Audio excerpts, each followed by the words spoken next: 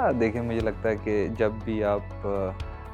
अपनी कंट्री को रिप्रेज़ेंट करते हैं, वो एक डिफरेंट फीलिंग होती है और स्पेशली अगर आपका कमबैक हो रहा है, वो ज़्यादा मुझे लगता है कि उसमें एक्साइटमेंट भी ज़्यादा होती है, उसमें प्रेशर भी ज़्यादा होता है। तो ऑब्वियसली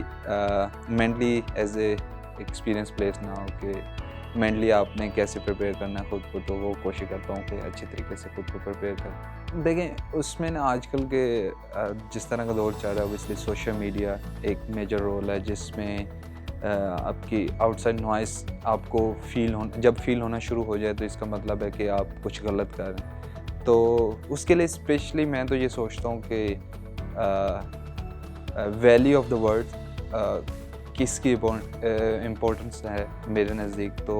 वो सबसे ज़्यादा मैं अपने से बात करता हूँ कि यार जो आउटसाइड नॉइस आ रही है, वो उसके इंटेंशंस क्या हैं पीछे, वो सबसे इम्पोर्टेंट है। और उसके बाद ये है कि आप जितना ज़्यादा सेल्फ बिलीव रखेंगे और अगर आपको उनकी बातें इफ़ेक्ट करना शुरू कर दी हैं, तो इसका मतलब है कि आप जो फील्ड पे आपकी जो फ़ाइट है वो आप ख़त्म होना शुरू हो जाएगी। उसके अलावा देखें, मुझे लगता है कि ब्रेव इंसान ही आजकल के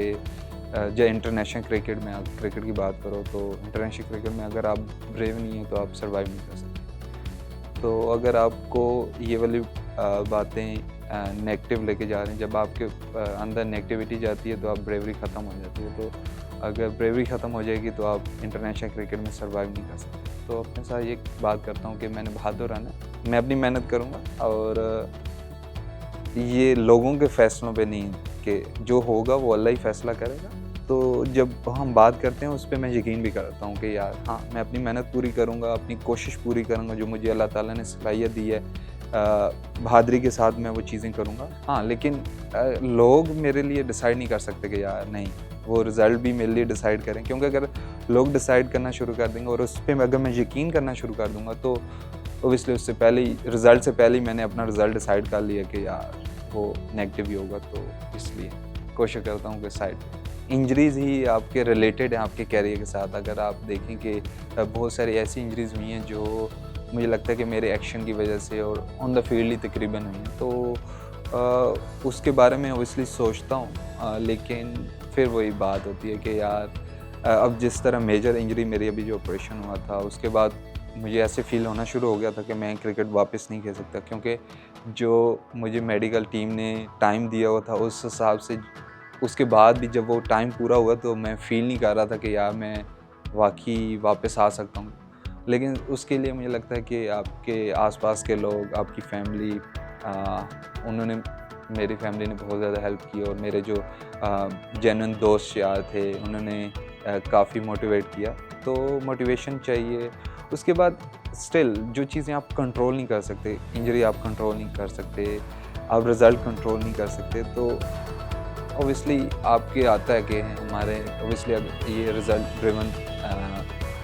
खेल है कि आपका रिज़ल्ट नहीं आएगा तो आपका प्रोसेस जितना मर्ज़ी अच्छा हो, उस पे कोई यकीन नहीं करता। देखिए, ओडीआई क्रिकेट एक टेम्पो डिफरेंट और मुझे लगता है कि आजकल के सबसे मुश्किल फॉर्मेट में से यही ओडीआई क्रिकेट है कि जो सबसे मुश्किल है, क्योंकि आजकल टेम्पो बहुत हाई रहता है। T20 वाला टेम्पो रहता है, लेकिन वो उसका 20 से 50 ओवर हो, तो आपने वो मैनेज करना है कि आपने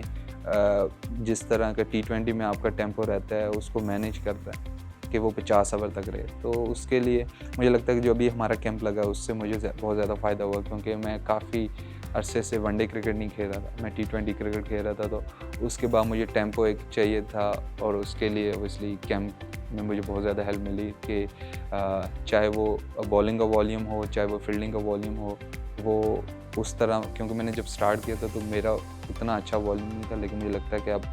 जितना मैं प्रैक्टिस कर रहा हूँ या हमारे प्रैक्टिस मैचेस हुए हैं तो उससे मुझे बहुत ज़्यादा हेल्प मिली है कि मैं वो वॉल्यूम को कवर कर सकूँ।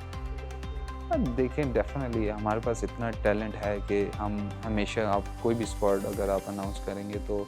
वो हमारे अपनी कंडीशन में ऑब्वियसली टफ़ टाइम दे सकता है। और जिस तरह का भी है हमारे पास मिक्सचर है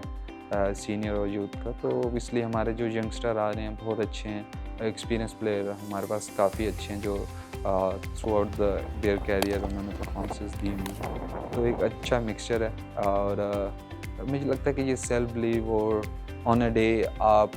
कितनी ज़्यादा चीज़ें अच्छी करते हैं। और मुझे लगता है कि हमें जो नेवर गिव अप एटीट्यूड है शायद दूसरों से भी सीखना चाहिए। वो मुझे लगता है सबसे बेस्ट टीम ऑस्ट्रेलिया है कि वो जो इस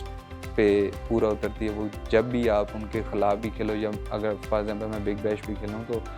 उनसे आप ये सीखते हो कि आप जब तक लास्ट बॉल हमें लग भी रहा होता था कि यार हम मैच हार गए, लेकिन जब तक लास्ट बॉल नहीं होती थी तो वो कहते थे कि हमारे पास चांस है कि हम जीत सकते हैं। तो वो वाली चीज़ मुझे लगता है कि हमारे यंगस्टर में ऑलरेडी है और उसको एज ए टीम हम और ज़्यादा इम्प्रूव कर सकते हैं।